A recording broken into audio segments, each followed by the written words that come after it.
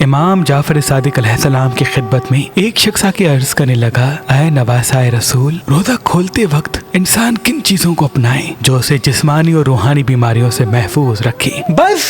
جیسے ہی یہ پوچھا گیا تو نواسائے رسول امام جعفر صادق علیہ السلام نے فرمایا، اے شخص، میں نے اپنے بابا، انہوں نے اپنے بابا، انہوں نے اپنے بابا اور انہوں نے اللہ کے رسول سے سنا کہ جو انسان نیم گرم پانی اور کھجور سے روزہ افطار کرے گا تو اللہ اس کے جسم پر اپنا نور برسائے گا اور یوں وہ تمام جسمانی اور روحانی امراض سے اللہ کی پناہ میں رہے گا۔ اگر چاہتے ہو کہ تم جسمانی، روحانی اور ذہنی بیماریوں سے اللہ کی پناہ میں رہو تو روزہ رکھا کرو اور روزہ افطار نیم گرم پانی اور کھجور سے کیا کرو، کیونکہ یہ عمل تمہارے جسم کو قوت دے گا، تمہارے ذہن کو سکون اور تمہاری روح کو اطمینان میں رکھے گا